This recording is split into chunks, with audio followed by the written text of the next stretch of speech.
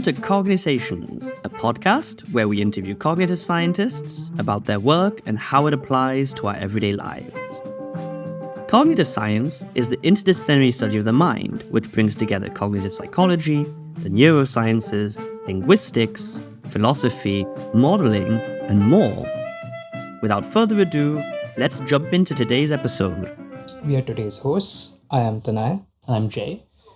Our relationship with our body is extremely complex. We have a wide range of different kinds of sensations, that is, the senses, pains, pleasures, the feeling of heat, of cold, and so on.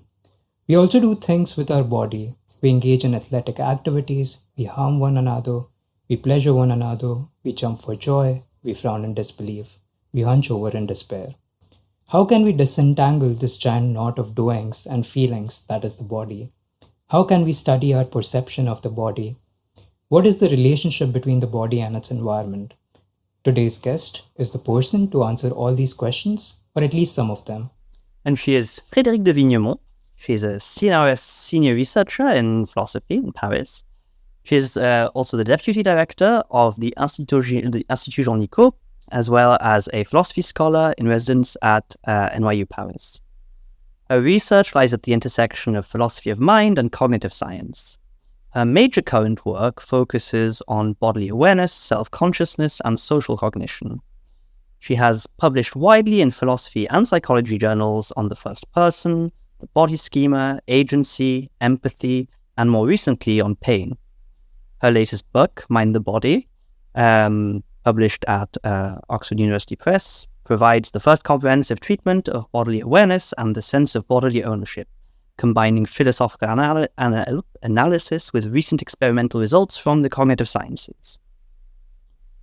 So just to start off for our listeners, can you tell us how you got into doing the work you do, how you discovered philosophy and cognitive science?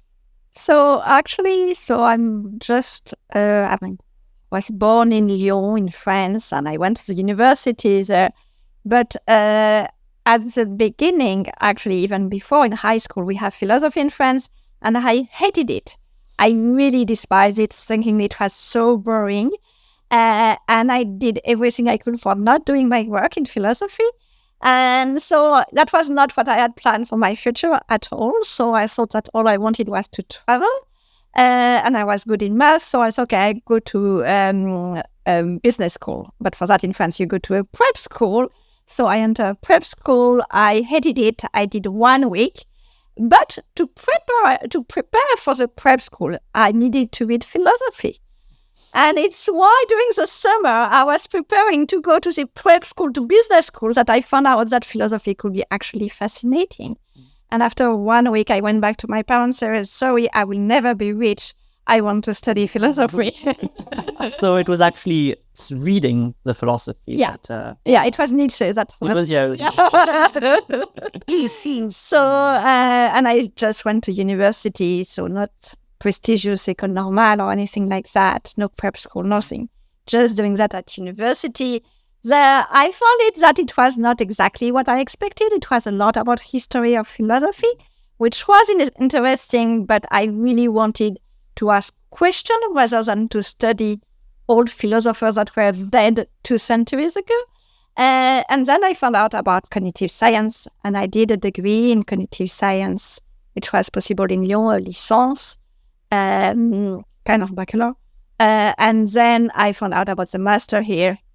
And I came doing the master in cognitive science. And that was it. I did my PhD in philosophy of cognitive science. And since then, I've been going back and forth between philosophy and cognitive science. Mm. So you were doing both kind of early on in your education even? Yeah. And just one question, because going back to Nietzsche, do you remember what was so alluring in Nietzsche? And do you think that he inspired the work you do today? Because he talks a lot about the body and how it's neglected in philosophy. Yeah, so each year for the prep school, there is a theme for business school. The year it was the body. So it took me years to realize that actually I was back to square one, that I haven't made any progress at all. And I was still stuck in the same question.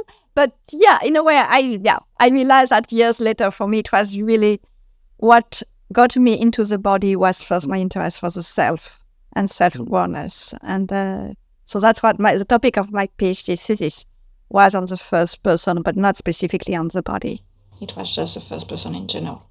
I guess later on we can maybe look at the link between those two things if we get to that. But earlier on, you mentioned about philosophy, getting into philosophy of cognitive science. And from what we understand, you are called a philosopher of mind. So, and this seems to be a loaded term. So for our listeners, could you tell us what is philosophy of mind and what does a philosopher of mind like yourself do? So what I'm interested in is what we all have a first experience of, that is how we think, how we perceive, how we feel. So we all have this wonderful machine called the brain, and it's amongst the domains in which we still know very little. So that means that it keeps changing, the science of it keeps changing. Cognitive science is the best way to achieve that, because it tries to bring different kind of perspectives on the same question. So you'll get philosophy, neuroscience, psychology, computer science, linguistic, developmental psychology, all that, neuropsychology, psychiatry, all that brought together, asking more or less the same question and trying to find replies. And so the role of a philosopher in this field is really, the way I see it, first to do conceptual analysis, so trying to understand the notion in a clear and understanding way, so that we could go across domains and across discipline. So I've worked a lot, for instance, on empathy, and there is a lot of debate how to define empathy, distinguish it from emotional contagion, from sympathy, what exactly is the difference. And when you see studies, you never know what they are really talking about. And they often use the same term, but they don't mean the same thing. So part of the job of a philosopher is to bring that back into a conceptual framework. Another role is, as a philosopher, you have more time in a way than an experimentalist, because you don't have to run all the experiment, and you have the time to read. So being a philosopher is reading a lot, but that allows also to kind of bring the big picture and to make different fields work together, while people kind of be narrow-minded and blindfolded because they just have to run their experiment on this topic and they cannot afford to look too far away. Why philosopher can bring this kind of big picture that can be sometimes give rise to new empirical and experimental questions. And it's really in the back and forth that you get the most interesting things. What are some notable recent examples of philosophers opening the way for new experimental research? In the 80s, there was a big thing about how we understand other people, what is known as theory of mind. And here it was really difficult to know when you read a paper whether it was written by a philosopher or by a developmental psychologist. There was such a kind of intimate link between the two that it was quite interesting. More recently, I could take my own example to kind of self-advertisement. So I was very happy. One prediction, and maybe we'll come to that I had made was that the body that I feel, that I experience as my own, is a body that has a kind of affective significance. And I was claiming that, if you no longer feel your body as your own or a part of your body, as it can happen in some pathological cases, then it should no longer have this affective significance and you should no longer protect it. And I was very happy when Daniele Romano in Italy, during his PhD, on the basis of what I had said, actually ran the experiment, and it did work, and it was really my prediction. I was one of the little, as a philosopher, you're also frustrated a bit sometimes because you have the question, but you don't have the reply because you need someone else to test, especially with patients when it's not easy. But that was a case where it actually worked. And yeah. You mentioned affective significance. Could you just define that for us? So the idea is pretty simple. It's like if the self wants to survive, and we know we have all this kind of urge to survive, then you need to protect the body. Right. So, and it's your own body and not someone else's body. And of course, you will protect your child, for instance, or your loved ones, or even strangers. But there is a thing at one point still, you have to protect your body if you want to survive. And the idea was that the brain, in a way, needs to kind of highlight whose body to protect. Okay. And that's giving it an affective significance. And this can translate into, in humans, I'm not saying in animals, but at least in humans, that can translate in some form of minimal self-awareness. And I say minimal because it does not require conceptual resources or linguistic abilities. So it's not as if you need to be able to say, I, so using the first person. It's something quite low level. But you can apply that you feel this body as you own, this minimal sense. Right. And it's because this is a body that has this significance for survival. And that's keeping track of that. So this meaning of affective significance would be different from what we commonly call emotions? So it's more minimal. It's probably more sensory motor. So in the sense that it's more directly linked to action, even more than emotion. And it's not that, okay, you experience your body as your own because you love your body. Many people do not like their body. So that's not what I'm saying. I'm just saying that evolution has given to the body, your own body, a special relevance, if you prefer, that is unique and that plays a motivational role that induces you to protect it no matter what. And even if you expose your body to risk, like for instance, some people who do like crazy kind of sports, which I've never been able to understand, but anyway, even then, they will be paying attention very carefully to what they are doing, because otherwise they just immediately even worse. Yeah, definitely. So there seems to be something that is quite fundamental about the human nature, is that this instinct for self-preservation. And what I'm saying is that it's not only playing a biological role, it has an impact at the cognitive level in the way we experience ourselves and our body. And so with non-human animals? I'm more cautious, so here we always have to be careful. I mean, like, it's such a broad category. So are we talking about primates? Yeah. Are we talking about mammals? Yeah, let's think Or about are we talking about insect or fish? So, I mean, like, that's where I kind of stay away from this question because it's so broad that I don't feel that I have the expertise to fully reply. What I want to say is that we know that all animals survive, more or less. And this instinct for preservation exists in all animals. So you could say, well, all animals must have this form of self-awareness. But I don't think that's the case. I think that, for instance, I know that I've looked a little bit about the locust and how it works at the cognitive level. And it has quite sophisticated behavior to protect itself. But I don't think that these mechanisms are sufficient for self-awareness. I think that in human or possibly other mammals that live in societies that have more constraints, that have richer conceptual repertoire and richer cognitive abilities, that might give rise to self-awareness. But in animals who do not have that, I leave the question open. I don't think that it might be sufficient.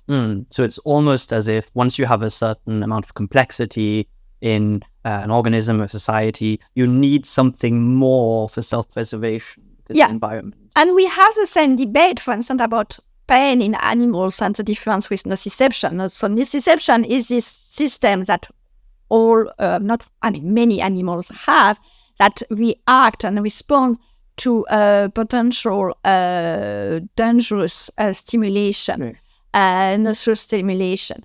And there is a big question, okay, we know that any kind of animal will kind of withdraw. If you burn something, they will withdraw their paw or something like that, or their leg. But does it mean that they feel pain? And there is a question here whether you want to say that a mere reflex requires pain or whether nociception, unconscious nociception can suffice. And I think, again, at one point there is pain. I don't know whether, happy to say there is nociception, but at one point there is pain, and when does it start? And is it with consciousness or what is really bringing? So I think that we really have to pay attention to what is sufficient kind of building block, but sufficient does not always mean necessary, but it does not necessarily sufficient. So since we are on this topic of bodily ownership, there's surely a history of this notion in the literature. Could you briefly walk us through this history? That's a lot. Bodily awareness for a long time was a topic in more phenomenologist traditions. So people like Husserl or like Gervich or like in France, Merleau-Ponty. Okay. And there was one really talking about what they call the life body, le corps propre in Merleau-Ponty. And the idea is that they wanted to tie it to the notion of action. Okay. So the space of the body as you subjectively experience it independently of you focusing your attention to it. Well, that was something like a body full of capacities, what you can do on the world. And it is only, I will say, in the 90s, so something like 30 years ago, that people in the more analytic tradition decided to really work on the body. And since then, it has grown exponentially, especially since now bodily awareness is conceived as a legitimate topic for science. So for a long time, psychologists and neuroscientists stay away from the body because it was the body and the self seemed to be like a maze or swamp in which they can lose what they really wanted to test.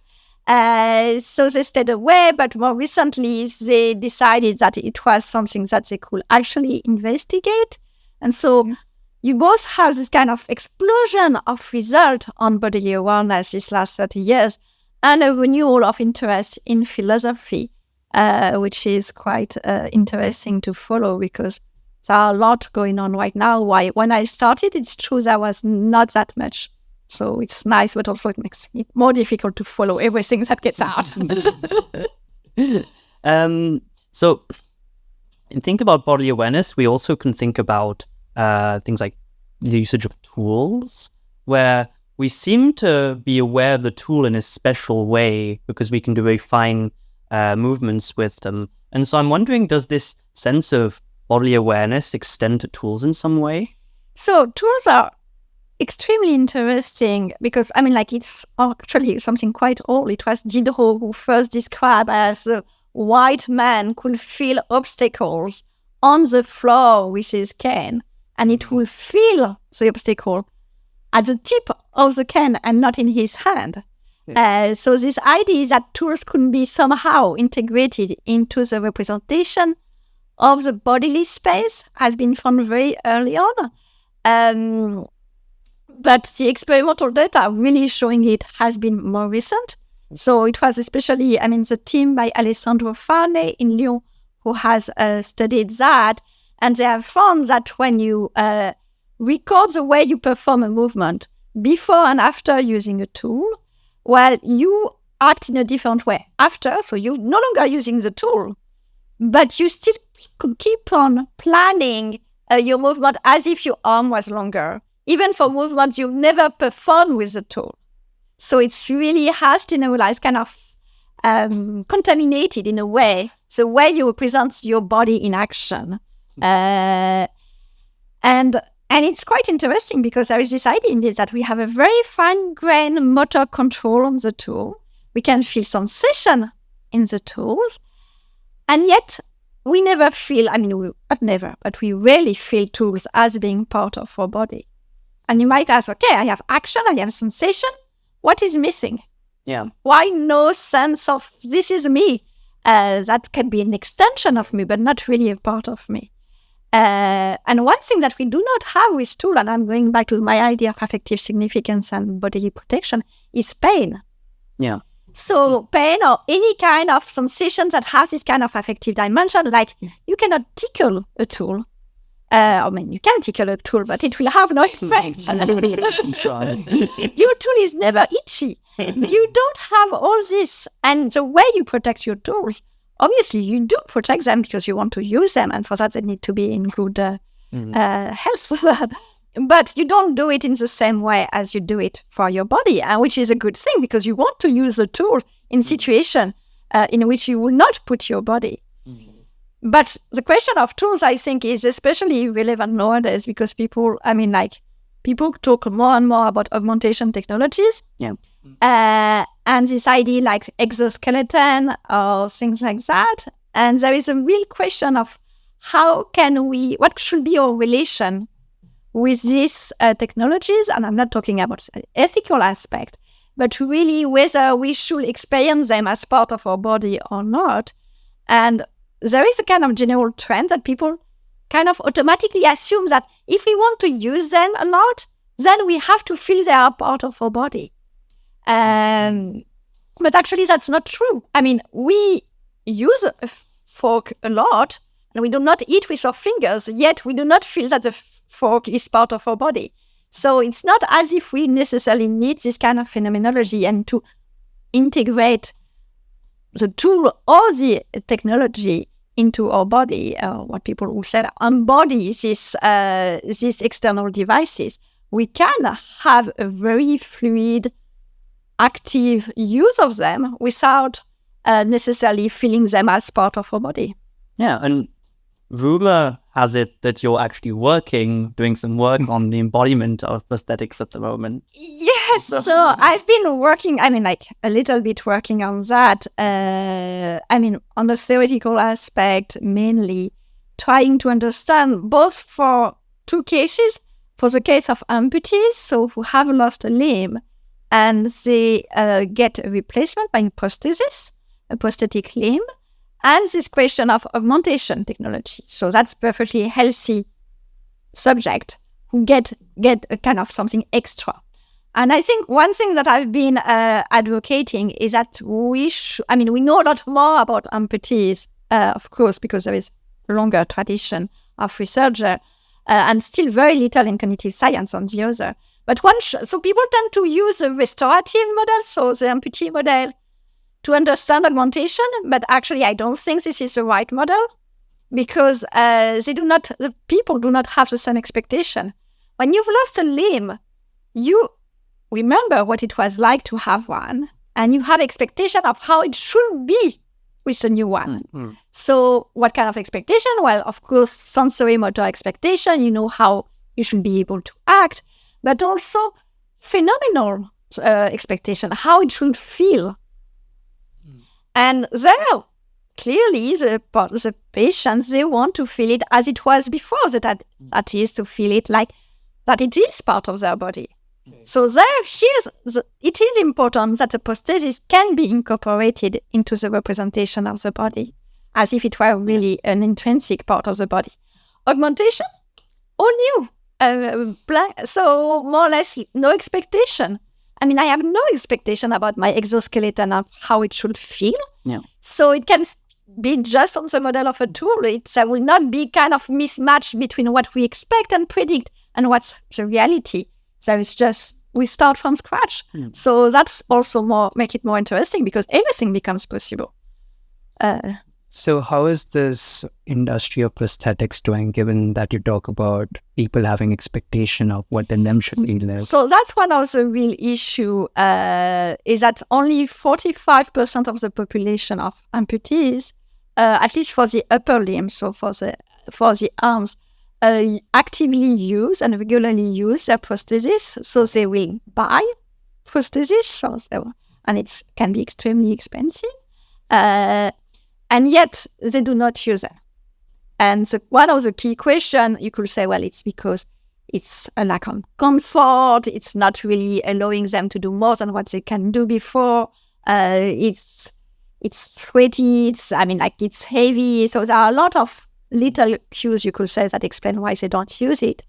But part of the challenge for people working in cognitive science is also to see whether at a more cognitive level there might be obstacles. And I've been working with Tamar McKean, who is now at Cambridge University, on how this might operate at the level of the brain, and how, especially paying attention to the fact that you need to have the resources used for the prosthesis without impairing resources for something else. So there should be a trade-off between what you gain on the basis of the prosthesis and what you might lose on the basis. And it's not only a challenge for engineers, it's a challenge also for cognitive neuroscientists, trying to understand what's the best and optimal way in order to help the engineers design the best tools, best prosthesis, sorry. Yeah, so you say that a prosthetic could impair other functions. At what level could this impairment take place? Well, one question that, arise in the case of an illusion that has been broadly used in the context of bodily awareness is the rubber hand illusion. So in this illusion, a participant see in front of them a rubber hand, like a fake hand, while their own hand is hidden for sight. And both hands are stroked synchronously. Or asynchronously, but the key condition in when it's exactly simultaneous and the same direction, exactly the same, the fake hand and the real hand.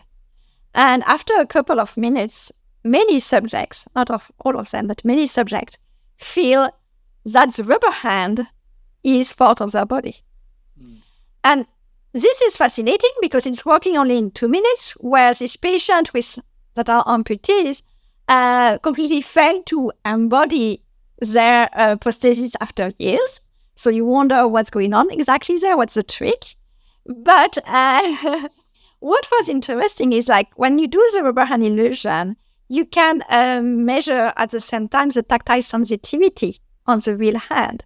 And it has been found that if you incorporate the rubber hand, then you're less good, you have a kind of interference effect on your tactile sensitivity, on your real hand.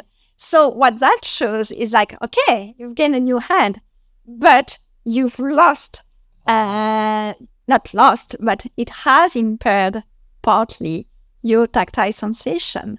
And you might explain easily in a kind of brain way that now for the brain there is a conflict. Where is my hand?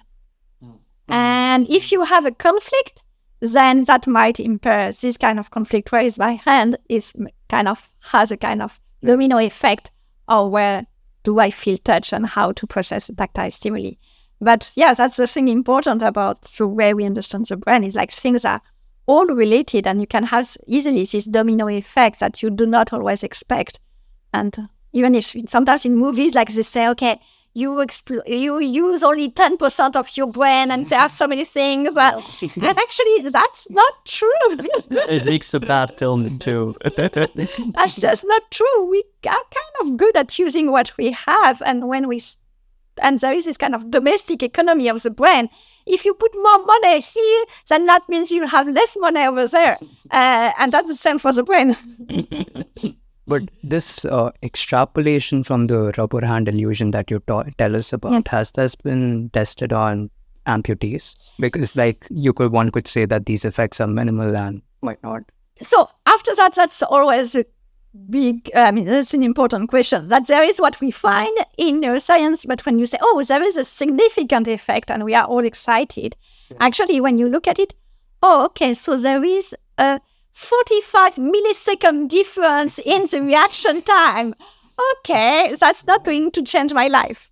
So, of course, it's not always clear that it will have an impact at the subjective level. But on the other hand, we also have to think, okay, there is what we experience, consciously experience, but the way we act, and when the way we act is below consciousness most of the time, and at time scales that are very minimal that we are not aware of. So even if you can think, oh, okay, you can dismiss it and think, oh, it's nothing, you might wonder whether it will not make a difference when you actually act, and whether it will not make at the end something because touch normally is something that is very quick, actually a lot quicker than most pain fibers. So that's why when you get your hand burns, you feel first the contact of the water, and then you feel ouch. But there is this kind of effect. And it's because touch is super efficient and at being super quick. And if you slow it down, what could be the cost? You have to think about it, even if subjectively you're like... Do you think this is clear-cut, or do you think there's a real practical, almost ethical question there that's really hard to answer with regard to what's the trade-off here, and should we trade one thing for another? I think also, there is a real ethical question, but also that there is, it will be difficult to be fully normative because it might depend on individuals. So for some people, it is really important to establish something that they had before. For other people, it's not important, and trait personality and all that might make it something worth it or not. So, but I think that the ethical aspect of neuroscience and cognitive science in general is becoming more and more important. So I'm actually advocating that we have ethics here at the Jean Nicod Institute. I agree. So that's my new fight. So, and this kind of question also, there is this question about prosthesis, is like, if it is damage, do you call that, I can't remember his name in English.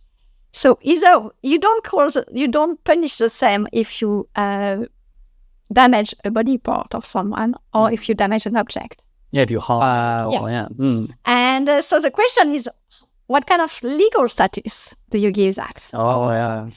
So someone, I don't know, ran over your prosthetic hands.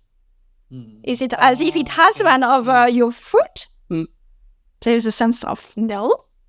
But on the other hand, if it's a prosthetic foot and this allows this person to evolve in the environment, so what do you call that?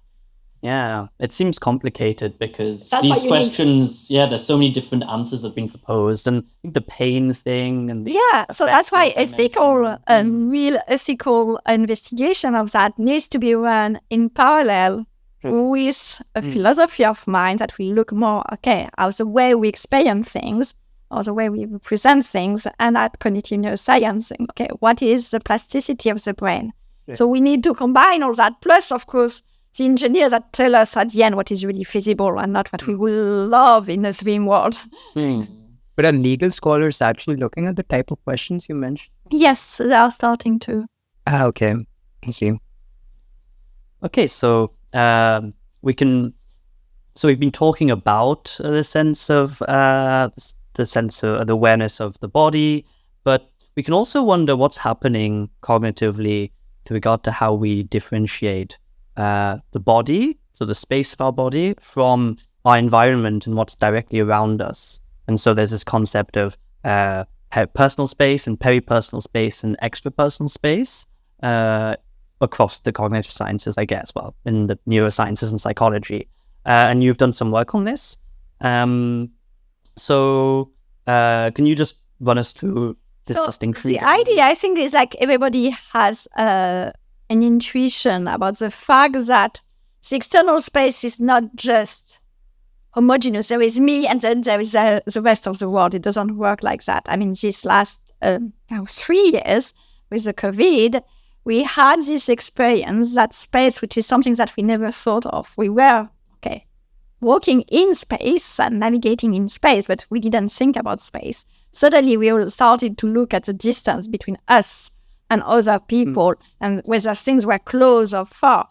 And what this reveals is that actually a kind of mechanism that is very old, evolutionary old, and that's involved active all the time.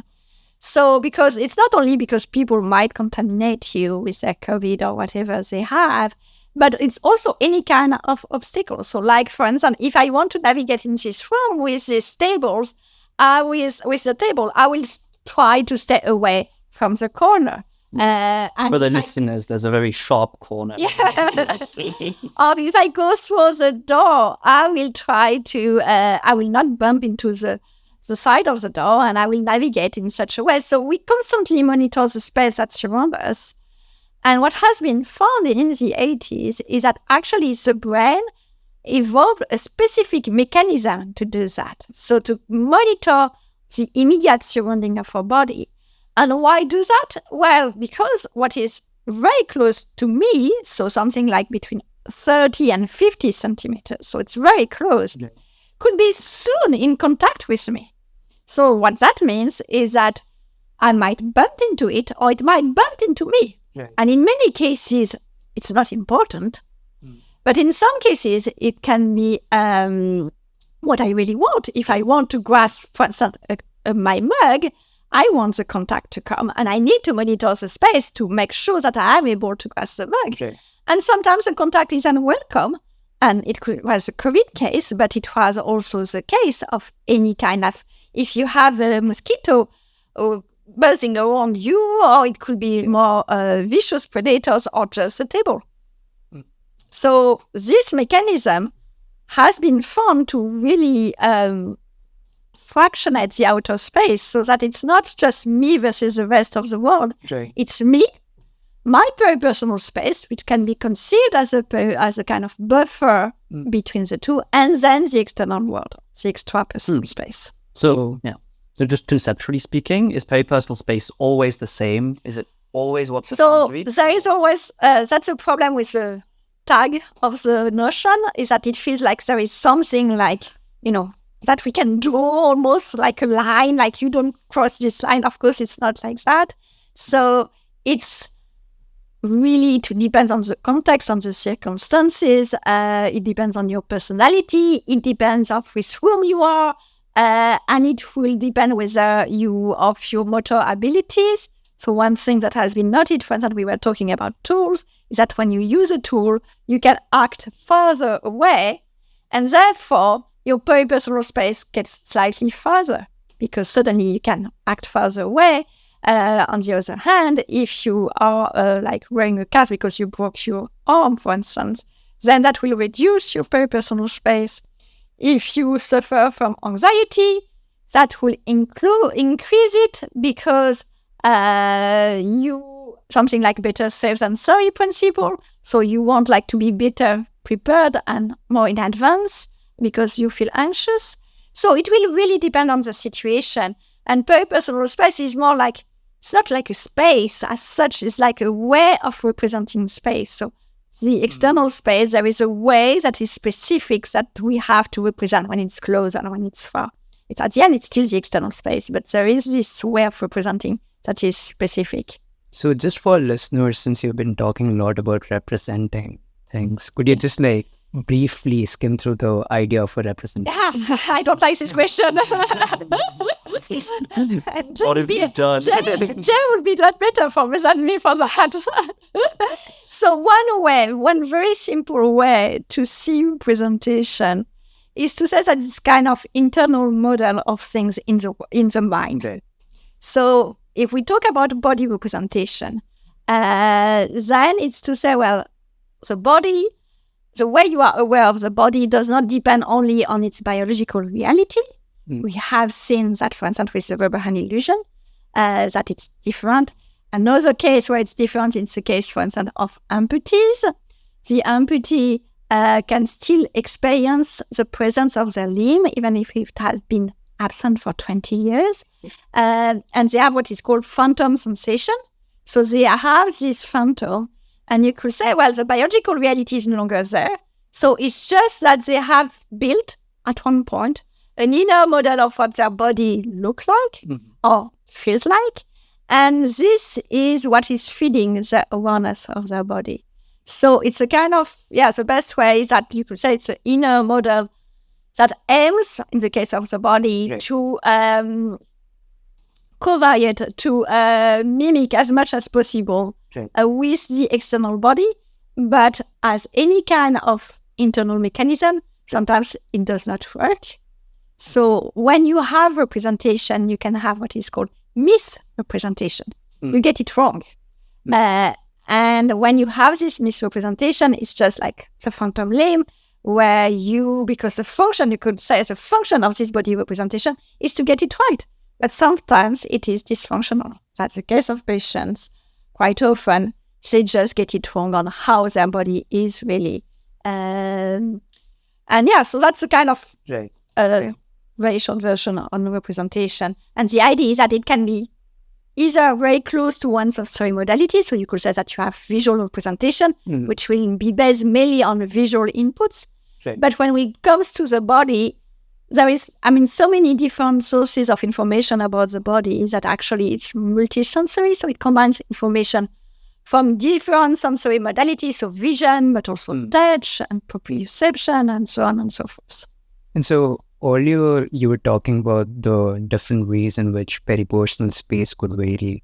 And could one, looking at these various factors that you mentioned, make predictions on the population level about peripersonal space?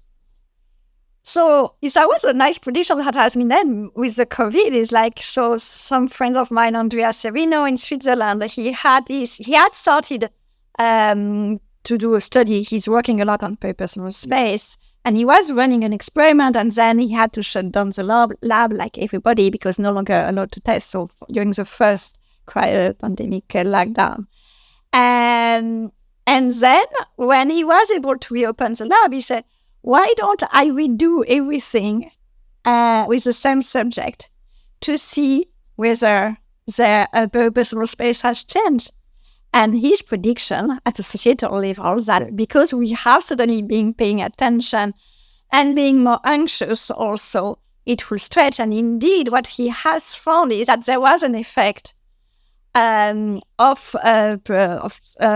level of peripersonal space, and especially that now the boundary between outside the extrapersonal space and peripersonal space was sharper than it was before. So before the slope was kind of, slow and nice. So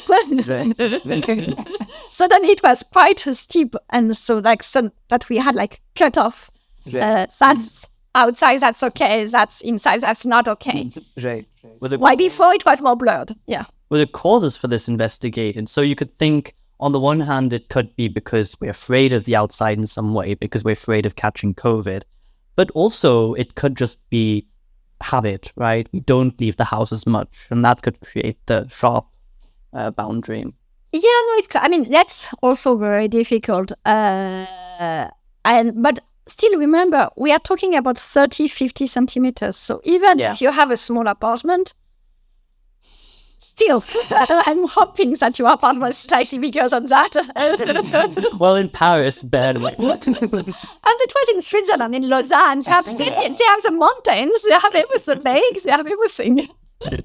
I think, just in relation to what you said, I think it was the ethologist Robert Sapolsky who said that we not only inherit genes, but also environments.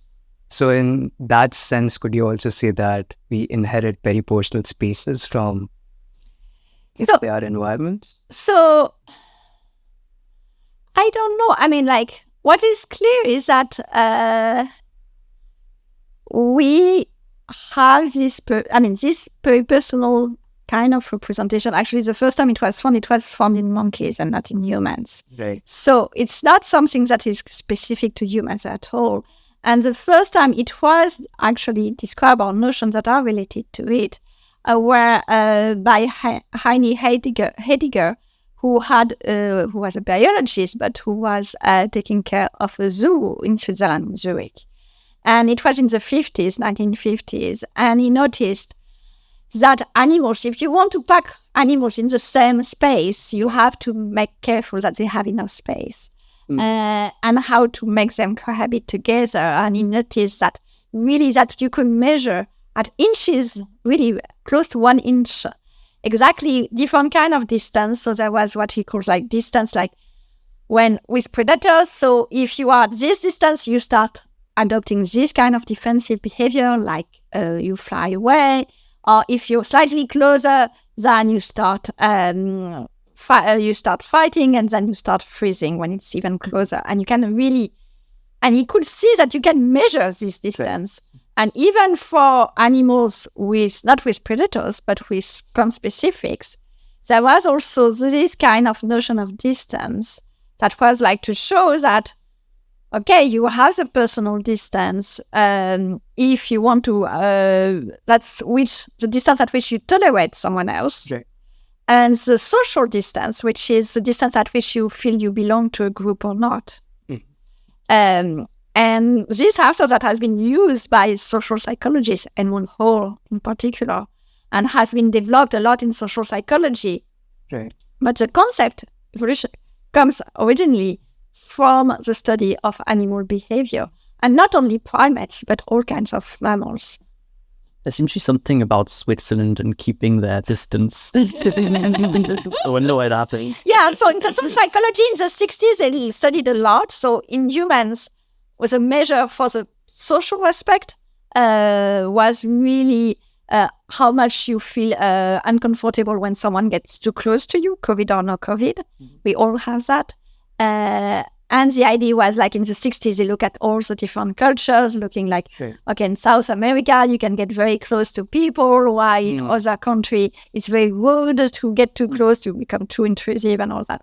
Of course, the social psychology of this time, it's not clear that it was perfectly controlled. So, I mean, we have to take that with a pinch of salt, or these findings. But, so yeah, there was that.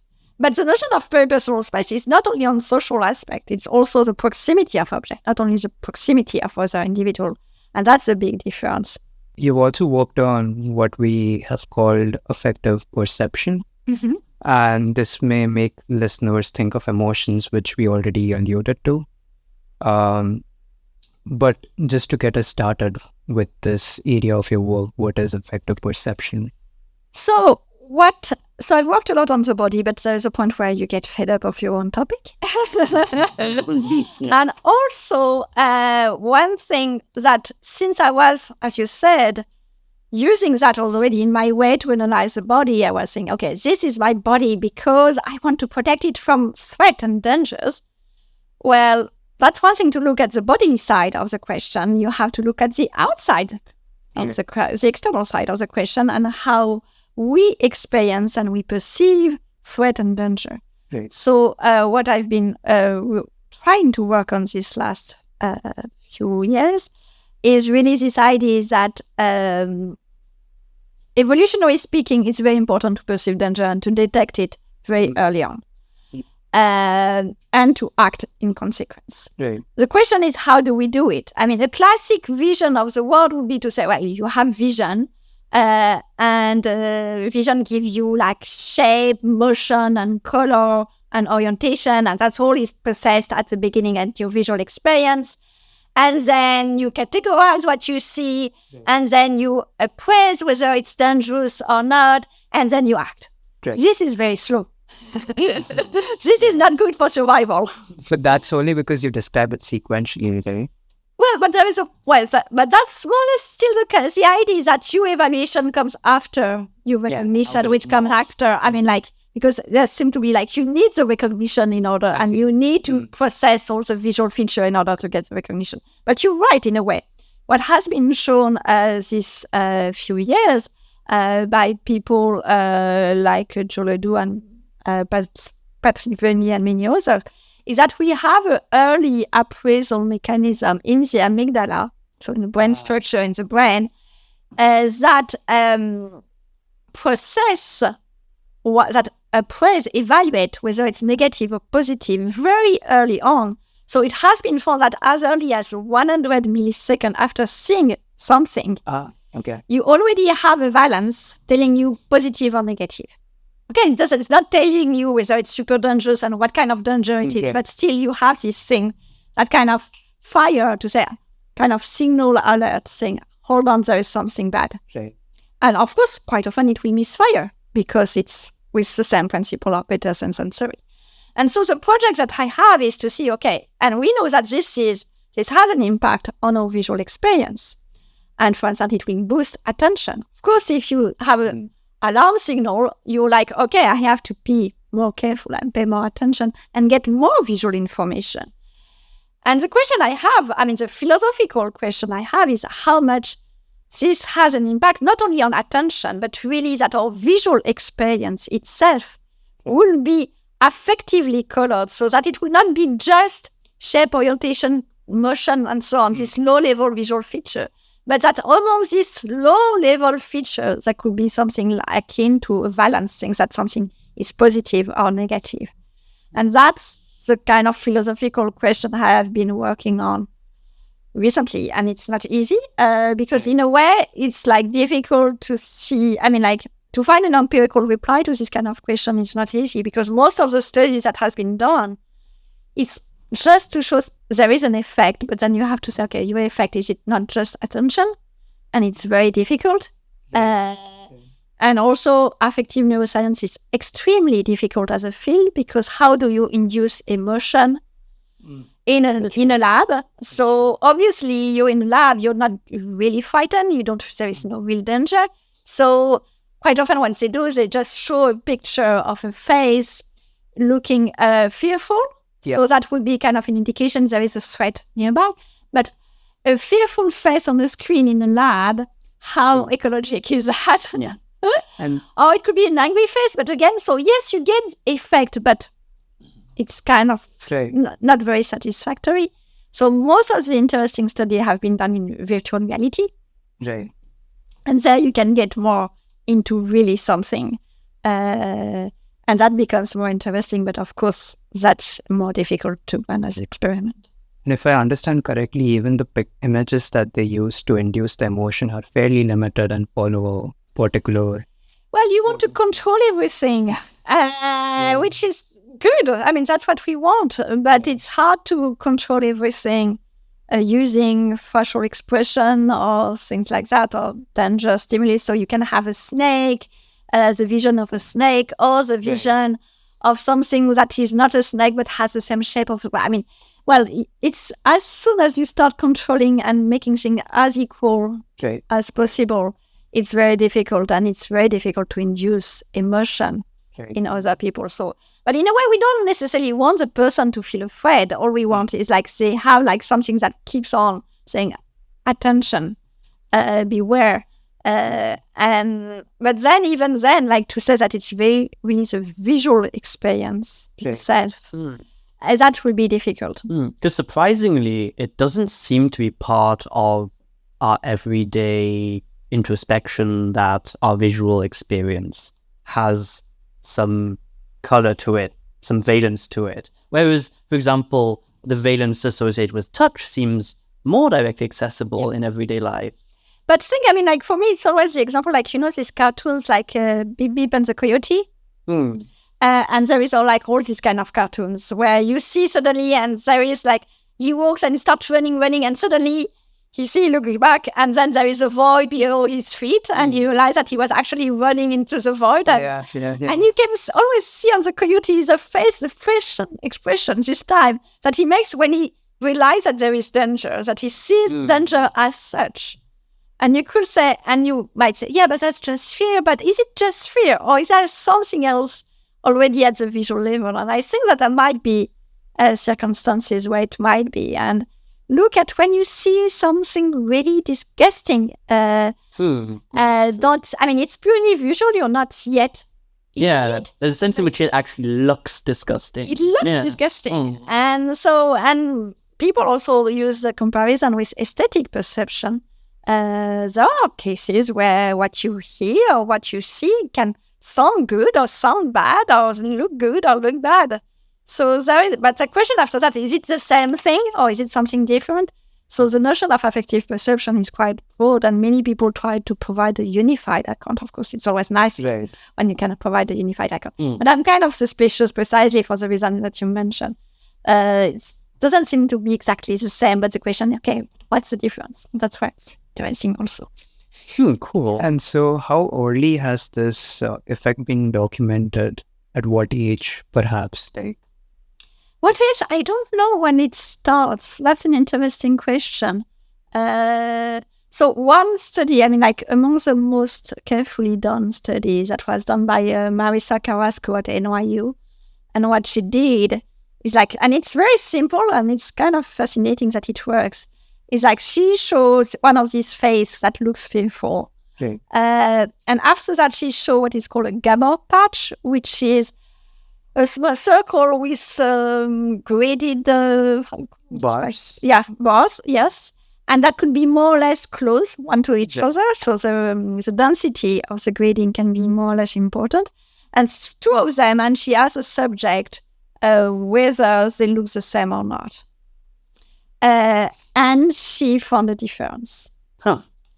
And when there is a fearful face or not, and she did that with people suffering from anxiety disorder, and the difference was even more extreme. So it's like you feel like there is something, and you could say, okay, but it's just attention. But still, there is still to be something, and I think it's kind of fun for philosophers to try to really analyze what's going on there and what would be the implication, because we have a view of perception, and perception is supposed to be primarily descriptive. It describes the environment. While here, what we might have is something that is not purely descriptive, but also evaluative. And that might also have some kind of link to action, and without necessarily falling into the idea that perception is just action. There might be something there also that is interesting. And the last aspect is that also that it's kind of predictive, because violence, danger, what it is predicting harm. Right. So there is always this kind of anticipation of what will come next. Right. And so that's also something that is that interests me, trying to understand in these specific circumstances how perception could be predictive in a way. Right. I'm looking forward to reading your work on that. Well, me too. Fully How long? Are there any practical implications that have come out of the work that you described that other scholars might have engaged into? So I think that for me, it has been mainly with, the most satisfying thing for me had been with patients. Like I had people suffering from disorder of bodily awareness who wrote to me and like saying, okay, I understand better what I have, or can you tell me more, or things like that. So interaction with patients has been quite interesting. So that, I guess, for me, that was the most important impact. I'm happy that I can have an impact in the scientific committee, but still it's a smallish impact on patients can be interesting, because, it's true that sometimes it's just so counterintuitive what they experience that when you say, oh, but actually you're feeling something like that and like that and like that, you say, oh, it's exactly that. And they feel like, okay, they were the only one to experience that, something like that. Or it was that they were crazy because they were feeling that. And you're like, no, you're part of the textbook. And it's kind of a relief for them to know that, what they have is, we couldn't understand that. And we tried to find explanation. I know they are not crazy. It's just like the way their brain works and how it's working, really. So just one quick follow-up question would be, are like the practitioners in these fields who are, let's say, rehabilitating amputees, like taking cognizance of the kind of work that you're doing? I've been asked once to write a book chapter in a textbook for rehabilitation. So I guess it might have an impact at one point. And it's hard to say after that who is... I quite like, so when I wrote my book in 2018, after that I had an email from this really nice British who said that he was a GP, a general practitioner, who was retired and who had read my book. And he found it interesting. And he was like, and if one day you come by, I can offer you a cup of tea. And that was very British. But I found it interesting. I was quite happy that this person was not in cognitive neuroscience or anything closely related to that. And still, he read my book and he liked it. Enough, at least, to offer a cup of tea. So I think that was a good sign. I'm hoping it was not poison. I think most philosophers aren't as lucky as in that regard. So I guess it's time to wrap up now. So it's been a very interesting conversation. But before we wrap up, would you like to to clarify anything or to add something that you think was missed or anything like that? No, I just think that, one last bit might be about philosophy in general. So why we do philosophy in life. It's not only for philosophers. And not only for cognitive science. And not only for cognitive science. And for me, it has always been that philosophy is just not taking things for granted, anything. So it's to be able to be puzzled and to get like, wow, this is amazing, and take nothing for, of course. People who say, when you ask a question, say, of course.